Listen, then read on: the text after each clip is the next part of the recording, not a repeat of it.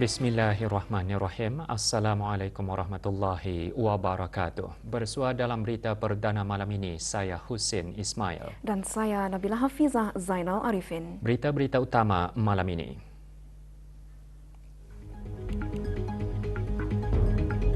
Pelaksanaan pendekatan Whole of Government bagi pendigitalan perkhidmatan selaras dengan transformasi perkhidmatan awam yang lebih cekap.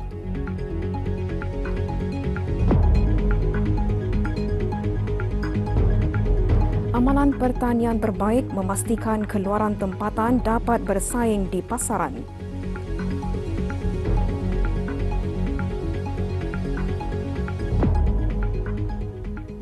Mesyuarat pertama dari musim permesyuaratan ke-22, Majlis Mesyuarat Negara menyambung sidangnya semula bagi hari ke-9 minggu ini selepas ditangguhkan sempena Hari Raya Aidilfitri. Perinciannya antara yang dimuatkan dalam laporan persidangan Majlis Mesyuarat Negara selepas ini.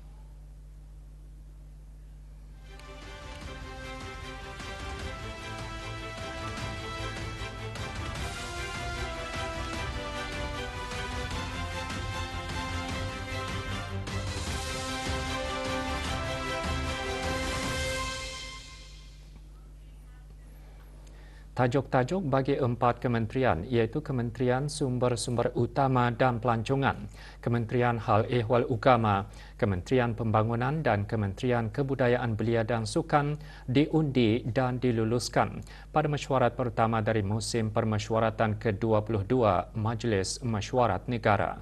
Pendigitalan perkhidmatan dan proses penaksiran duti antara perkara yang mula-mula mendapat perhatian Dewan semasa pertanyaan bagi jawab lisan.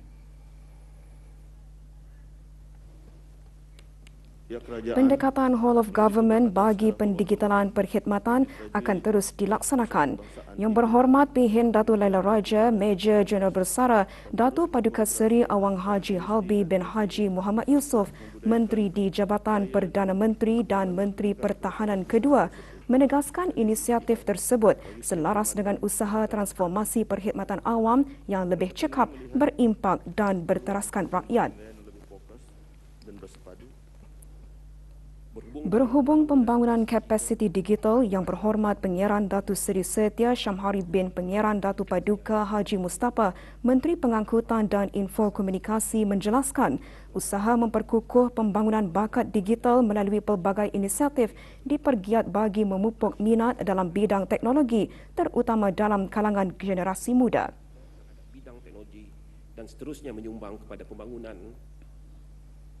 Sistem modul e-stamping bagi duti stem yang digunakan dalam urusan rasmi dan komersial dikongsikan oleh Yang Berhormat Datuk Seri Setia Dr. Awang Haji Muhammad Amin Liu bin Abdullah, Menteri di Jabatan Perdana Menteri dan Menteri Kewangan dan Ekonomi kedua. Modul tersebut menunjukkan peningkatan transaksi secara dalam talian dan mengurangkan proses penaksiran duti.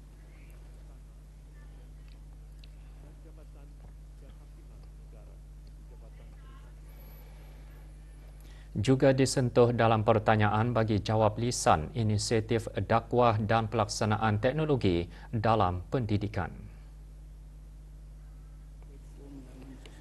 Kementerian Hal Ehwal Agama telah merangka beberapa inisiatif dakwah selaras dengan perubahan sosial dan kemajuan teknologi digital sesuai dengan minat generasi muda. Yang Berhormat Pihin Udana Khatib Datuk Paduka Seri Setia Ustaz Awang Haji Badarudin bin Pengarah Datuk Paduka Awang Haji Osman, Menteri Hal Ehwal Agama, menekankan ia termasuk memperkasa infrastruktur digital dakwah dan kolaborasi bagi memperkukuh ekosistem dakwah. Penggunaan teknologi dalam memperkukuh pelaksanaan kurikulum dikongsikan oleh Yang Berhormat Datin Seri Setia Dr. Dayang Hajah Rumaizah binti Haji Muhammad Saleh, Menteri Pendidikan. Dapatan kajian menunjukkan teknologi pendidikan berupaya menyokong pendekatan pedagogi yang lebih interaktif, fleksibel dan berpusatkan pelajar. mengenai sistem kebajikan negara. Yang Berhormat Datuk Seri Setia Awang Haji Nazmi Muhammad, Menteri Kebudayaan Belia dan Sukan, menjelaskan beberapa mekanisme penyelarasan merentas kementerian dilaksanakan sebagai langkah ke hadapan membantu masyarakat kurang berkemampuan menjana pendapatan yang berdaya tahan. Kementerian dan agensi berkenaan. Sistem ini tentunya telah Amalan pertanian dan peningkatan tren pelancongan antara isu yang disentuh oleh ahli-ahli yang dilantik dalam perbahasan jawatan kuasa perbekalan bagi tajuk-tajuk di bawah Kementerian Sumber-Sumber Utama dan Pelancongan.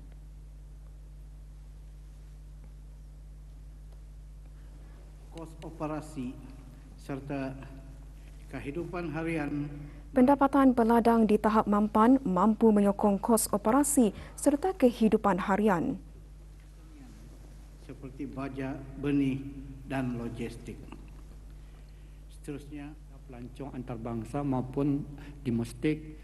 Perkembangan terkini jumlah kehadiran pelancong memperluas sektor pelancongan keluar daerah Brunei dan Muara. Untuk memperluaskan sektor pelancongan keluar daerah Brunei Muara. Langkah yang telah dan akan diambil oleh pihak kementerian dan mengawal aktiviti ternakan serta memastikan pengurusan sisa bahan pertanian secara bersistematik mengurangkan pembiakan lalat di kawasan penempatan penduduk. Dalam pertanian moden, terutamanya dalam meningkatkan potensi dan langkah menggalakkan penglibatan usahawan belia dalam pertanian moden meningkatkan potensi dan kemahiran. pasaran luar bagi produk-produk mereka serta inisiatif yang lain. tenaga manusia di berbagai bidang kepakaran dan kemahiran khusus Meningkatkan langkah menetapkan sumber tenaga manusia di pelbagai bidang kepakaran dan kemahiran. patah lagi mengutamakan bidang penyelidikan dan pembangunan iaitu R&D dan ke dalam aktiviti kurikulum. Kerjasama dengan Kementerian Pendidikan mengintegrasi elemen pelancongan tempatan ke dalam aktiviti kurikulum.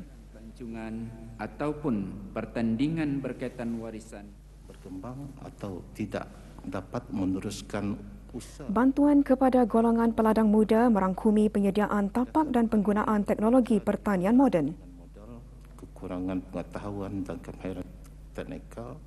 Pengeluaran yang tinggi, yakni higher.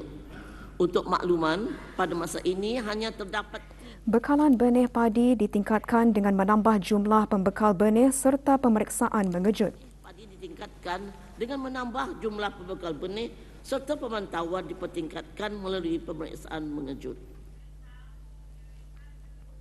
Piawaian Kualiti dan Keselamatan Makanan mendapat ulasan Menteri Sumber-Sumber Utama dan Pelancongan dalam perbahasan Jawatankuasa Perbekalan bagi kementerian berkenaan. Menurut Yang Berhormat Datuk Seri Setia Dr. Awang Haji Abdul Manaf bin Haji Metusin, terdapatnya garis panduan tertentu yang digunakan bagi memastikan hasil tempatan dapat bersaing di pasaran.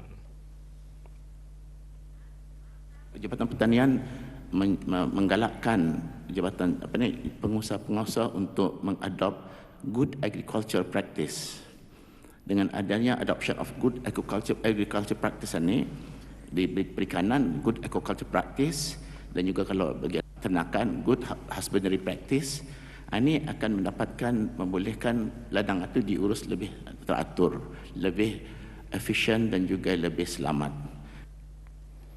Dewan kemudiannya mengundi dan meluluskan tajuk-tajuk di bawah Kementerian Sumber-Sumber Utama dan Pelancongan. Sidang diteruskan dengan perbahasan Jawatankuasa Perbekalan bagi Kementerian Hal Ehwal Agama yang antaranya menyentuh garis panduan kehalalan produk dan usaha melahirkan pakar kewangan Islam tempatan. yang wangi dan produk pewangi yang mungkin mengandungi alkohol atau bahan yang tidak jelas sumbernya, barangan kulit seperti beg, kasut. Garis panduan yang jelas amat penting bagi memastikan kehalalan produk tidak terhad kepada makanan dan minuman. Haiwan yang tidak halal serta berus seperti berus solekan ataupun berus lukisan yang mungkin menggunakan bulu daripada haiwan yang diragui statusnya. Kerjasama surantau dalam kalangan negara ASEAN memperkukuh kerjasama dalam hal ehwal keagamaan. Kebesaran Islam di rantau ini, di samping memperkukuhkan kerjasama dalam ahwal keagamaan. Usaha melahirkan pakar kewangan Islam tempatan yang mahir dalam kewangan konvensional dan patuh syariah. Lagi pakar-pakar kewangan Islam tempatan yang mahir dalam kedua-dua aspek kewangan konvensional dan kewangan patuh syariah. Langkah memastikan kebolehpasaran graduan terus relevan dan signifikan kepada hala tuju strategik negara. Graduan kolej ini dimasukkan sebagai salah satu petunjuk prestasi utama KPI memperkukuh kefahaman masyarakat mengenai pelaksanaan hukum hudud. Kesiapsiagaan dari segi perundangan, pentadbiran serta kepahaman. Mekanisme lantikan juru nikah memastikan akad nikah dilaksanakan mengikut undang-undang negara. Undang negara. Pertama, apakah mekanisme lantikan juru nikah yang diamalkan pada masa ini? Usaha menilai penggunaan sijil halal bagi menembusi pasaran halal global. Dan bukan setakat memenuhi syarat memelihara akidah, tapi juga untuk menjana dan memperluaskan ekonomi negara melalui industri halal. Pendekatan pengupayaan asnaf mendapat respons Menteri Hal Ehwal Agama. Jelas Yang Berhormat Pihin Udana Khatib Datuk Paduka Sri Setia Ustaz Awang Haji Badarudin bin Pengarah Datuk Paduka Awang Haji Osman bantuan modal keusahawanan dan program peningkatan kemahiran diperkasa bagi menaik taraf kehidupan golongan berkenaan.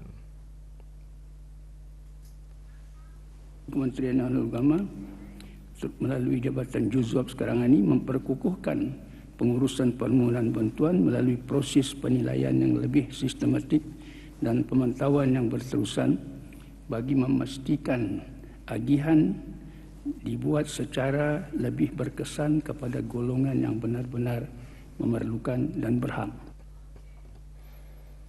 Tajuk-tajuk di bawah Kementerian Hal Ehwal Agama diundi dan diluluskan petang tadi. Sidang diteruskan bagi perbahasan jawatan kuasa perbekalan bagi Kementerian Pembangunan dengan membangkitkan beberapa isu antaranya semakan berkala ke atas prasarana kritikal dan penglibatan kontraktor tempatan.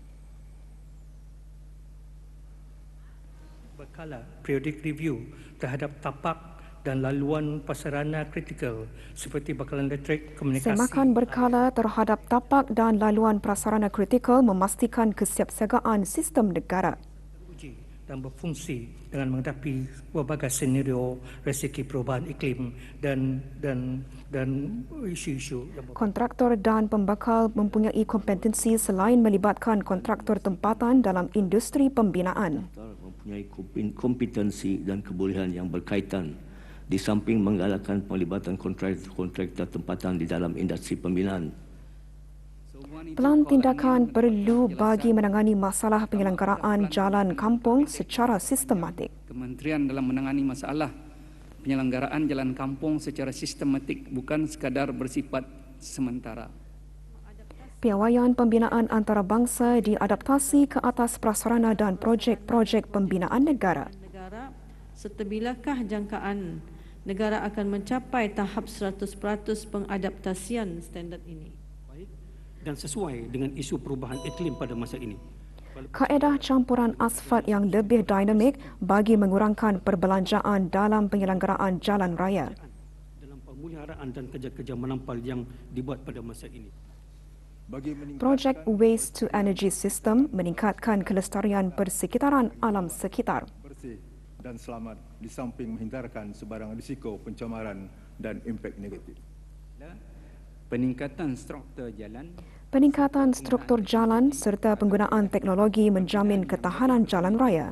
Bagi menjamin ketahanan jalan dalam jangka masa panjang. Menaik taraf aras jalan di kawasan rendah yang sering terjejas oleh banjir. Bukan saja penting bagi menjamin keselamatan dan kesejahteraan penduduk, malah turut menyokong pembangunan ekonomi setempat.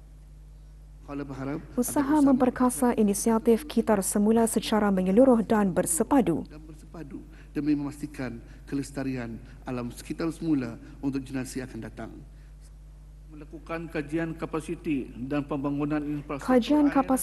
pembangunan infrastruktur air yang mampan termasuk integrasi sumber air alternatif. Untuk pertumbuhan penduduk di masa hadapan. Jalan raya rosak yang tidak diselenggara dengan segera mendapat perhatian Dewan.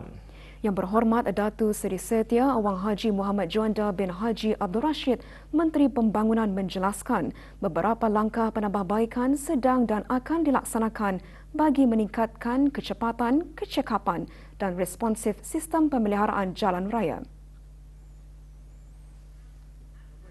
Memperkukuhkan keutamaan pembaikan berdasarkan tahap risiko dan impak kepada pengguna, khususnya di laluan utama, memperkemas tempoh tindak balas melalui pemantauan berkala, dan ketiga adalah Kementerian turut meneliti penggunaan teknologi baru dalam kerja-kerja membaik pulih dan menerap semula dalam memastikan ketahanan jalan raya.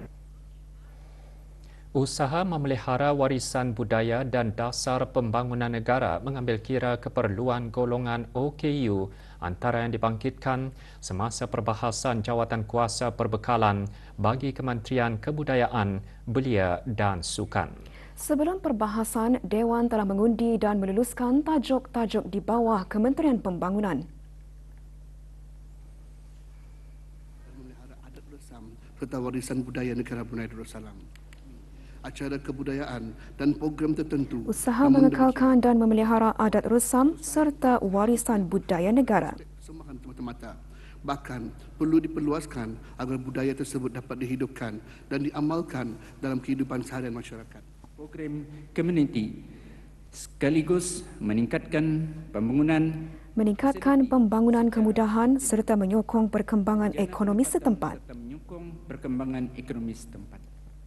Kualiti kepimpinan, semangat teamwork dan kemahiran berkomunikasi untuk meningkatkan employability mereka.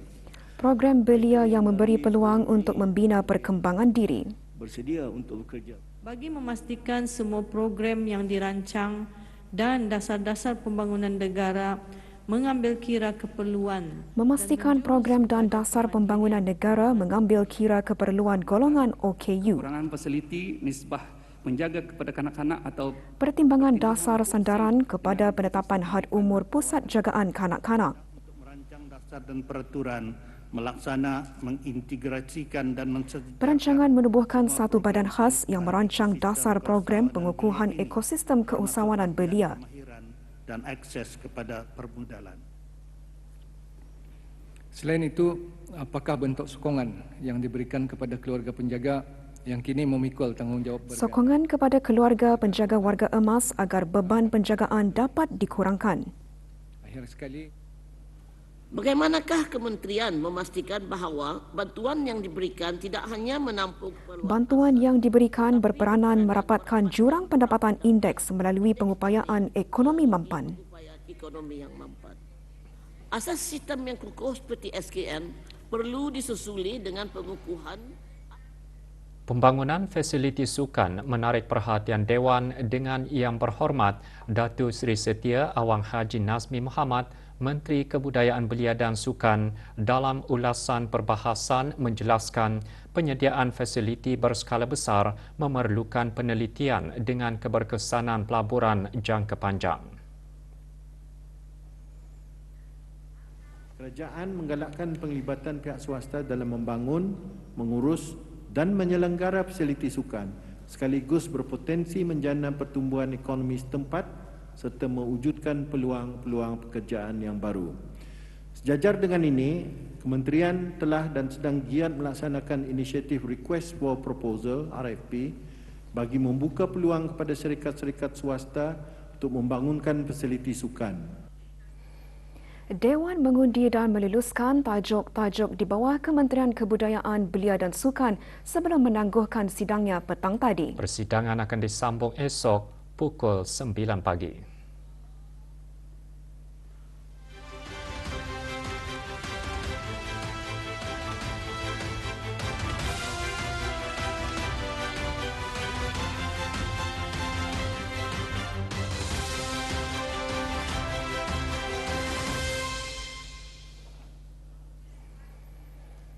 Warga perkhidmatan awam kembali bertugas setelah menikmati cuti Hari Raya Aidilfitri. Ikuti bahan beritanya selepas ini bersama dengan bahan berita lainnya.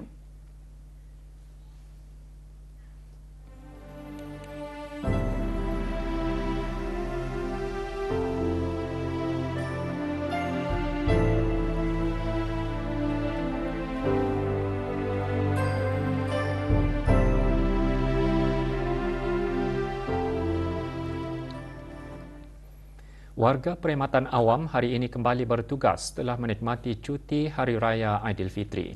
Jalan-jalan raya utama di Bandar Seri Begawan mulai sibuk dengan kenderaan menuju ke tempat tujuan.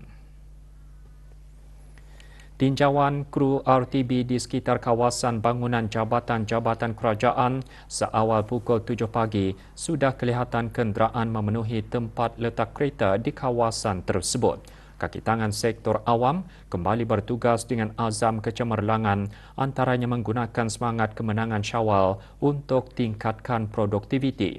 Susun semula strategi dan keutamaan tugasan selepas cuti panjang dan teruskan kerjasama pasukan untuk memastikan penyampaian perkhidmatan tidak terjejas. Waktu bekerja bagi warga perkhidmatan awam bermula pukul 7.45 pagi hingga 12.15 tengah hari dan 1.30 petang hingga 4.30 petang pada setiap hari Isnin hingga Khamis dan Sabtu.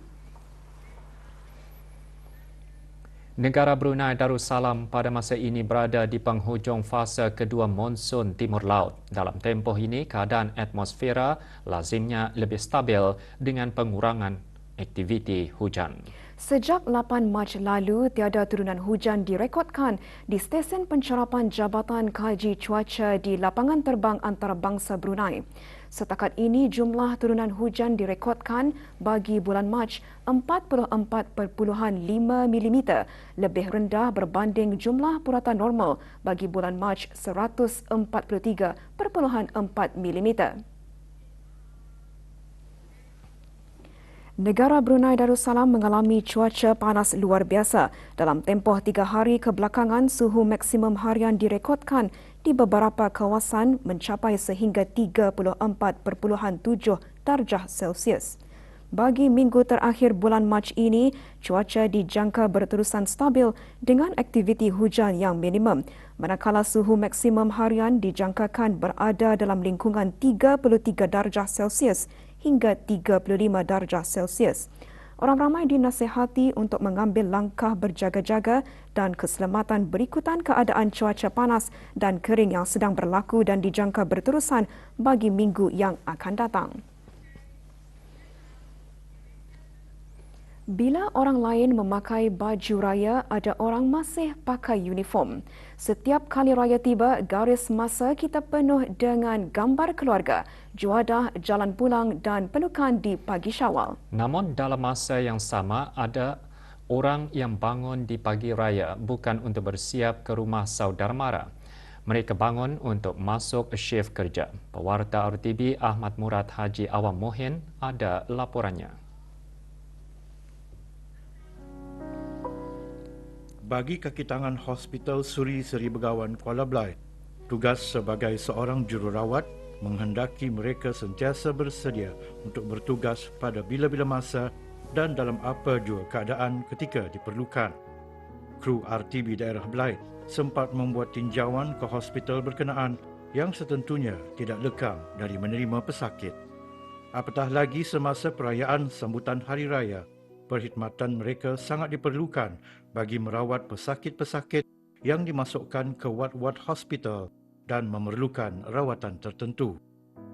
Ketelusan dan keikhlasan dalam menjalankan tugas yang efisien perlu wujud dalam sanubari mereka bagi memberikan bantuan dan rawatan kepada pesakit-pesakit dan menangguhkan seketika suasana keriangan berkumpul bersama keluarga dan sanak saudara, lebih-lebih lagi apabila bertugas di Hari Raya yang pertama. Bertugas semasa Hari Raya sudah menjadi kelaziman bagi beberapa kaki tangan kerajaan di negara ini. Walaupun tidak meraihkan Aidilfitri bersama keluarga tercinta, tanggungjawab yang digalas tetap dijalankan sebaik-baiknya. Walaupun berjauhan dengan keluarga, para petugas tetap menjalankan tugas dengan cekap dan cermat. Wad-wad dihias indah untuk menimbulkan suasana dan mood raya, dan ini sekaligus dapat membantu memberikan semangat kepada para pesakit agar kembali sihat seperti sedia kala dan pulang ke pangkuan keluarga untuk menyambut Aidilfitri. Kru RTB juga memberikan peluang kepada para petugas untuk memberikan ucapan selamat Hari Raya. Perasaan itu adalah sebab rindu arah keluarga, berkumpul biasa pagi-pagi, tapi memandangkan tugas juga sebagai pembantu jururawat dan masih ada pesakit-pesakit di hospital, khususnya dalam ward lah, untuk kira tanggungjawab untuk saya lah juga. Perasaan tu sedih lah, macam rasa ketinggalan, tapi at the same time seronok je kerja time raya di sini lah, dapat berkumpul sama colleagues. Memang sudah jadi kebiasaan lah, macam bagi kami tidak ada masalah lah bekerja masa hari raya pertama. Hari raya ditujukan kepada suami saya, anak-anak dan keluarga dan juga kawan-kawan yang mengenali diri saya dan di mana saja yang berada. Selamat Hari Raya. Selamat Hari Raya Aidilfitri to my family, my husband and my kids. Minta maaf zahir dan batin. Kami dari Hospital Suri-Suri Begawan ingin mengucapkan Selamat Hari Raya Aidilfitri. Maaf zahir dan batin. Hari Raya Aidilfitri disambut setiap tahun oleh umat Islam di seluruh dunia. Namun, saban tahun sambutannya tidak terlepas daripada mengalami perubahan seiring peredaran zaman. Perkembangan globalisasi telah mengubah kehidupan manusia. Ini tidak terkecuali memberi kesan tradisi sambutan Hari Raya Aidilfitri. Kad raya suatu ketika dahulu menjadi sangat popular sebagai alat komunikasi untuk menyampaikan ucapan hari raya. Pelbagai jenis dan saiz kad serta ada juga kad hari raya yang dilengkapi dengan muzik menjadi pilihan. Kini penggunaan kad raya digantikan dengan penggunaan teknologi untuk menghasilkan video dan poster atau kad raya secara digital. Menyentuh mengenai baju raya beberapa bulan sebelum Ramadan, orang ramai sudah mulai sibuk mencari kain-kain pilihan untuk membuat baju kurung, kebaya dan cara Melayu tradisional. Tawaran baju raya siap sedia kini turut menjadi pilihan memandangkan ia boleh diperoleh pada saat-saat akhir.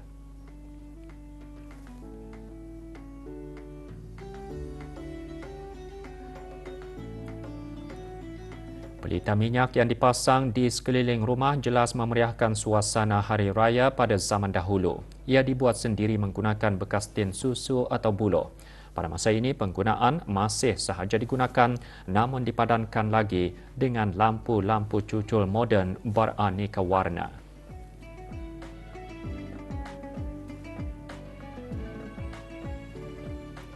Kuih muih raya juga tidak terkecuali mengalami perubahan. Dengan kini beraneka jenis kuih dan kek dihasilkan serta boleh didapati dengan mudah. Walau bagaimanapun, kuih muih serta kek tradisional juga masih menjadi pilihan antaranya kuih mor.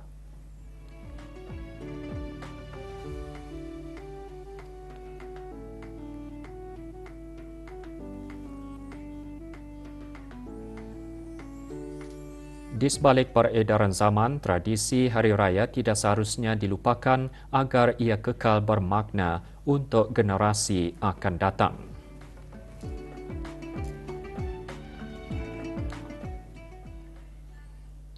Lazimnya menjelang Hari Raya Aidilfitri, pelbagai jenis juadah disediakan bagi menyambut kedatangan tetamu. Bagi masyarakat di daerah Temburong, kuih lapat merupakan hidangan istimewa yang wajib ada setiap kali sambutan Hari Raya. Diperbuat daripada beras, pulut dan santan, lapat dibungkus dengan daun silat memberikan aroma tersendiri. Dihasilkan secara individu atau bergotong royong, aktiviti membungkus lapat ini dapat menyeratkan hubungan kekeluargaan dan silaturahim dalam kalangan penduduk kampung.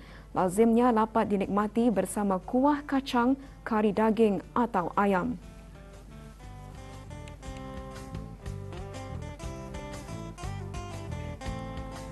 Lapat tu mesti ada dalam open house pasal makanan tani dulu-dulu. Paling nyaman makan sama kuah kari ayam. Ikut cita rasa seorang-seorang. Kadang-kadang ada yang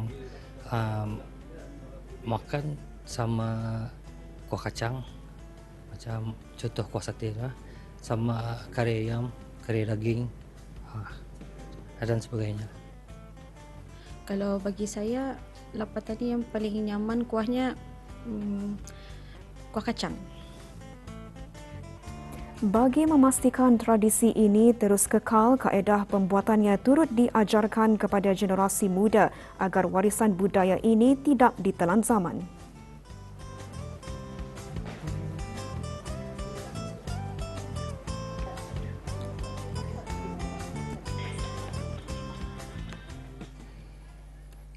Ucapan Selamat Hari Raya menjadi pengganti diri bagi yang tidak berpeluang untuk bersua muka di Syawal ini.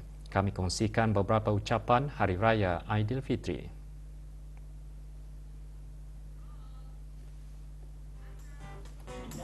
Kami dari keluarga Haji Muhammad bin Salam ingin mengucapkan Selamat Hari Raya Aidilfitri. Allahu Akbar, Allahu Akbar, Allahu Akbar, walillahilham. Hai, saya Ras Airi. Di kesempatan ini saya ingin mengucapkan Selamat Hari Raya Aidilfitri, maaf zahir dan batin, kepada semua ahli keluarga dan rakan-rakan yang mengenali diri ini. Selamat Hari Raya.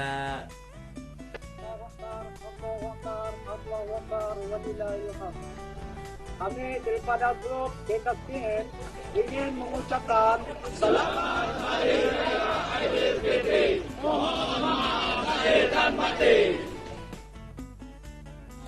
Hari Raya indah bila bersama, bergema lagi hari yang mulia. Saya Rizky Nufail. Saya Nur Adika. Saya Nur Adina Aisyah. Kami ingin mengucapkan Selamat Hari Raya Aidilfitri. Maaf zahir dan batin. Yeay!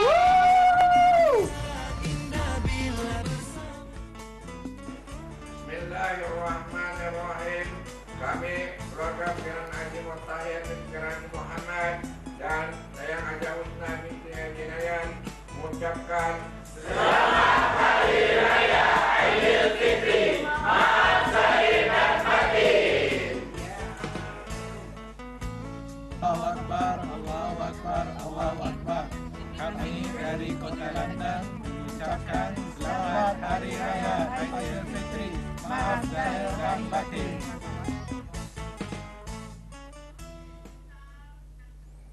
Pusat Pemeriksaan Kesihatan Berakas kini sedang mengalami gangguan perkhidmatan rangkaian dalaman berikutan isu teknikal yang tidak dijangkakan.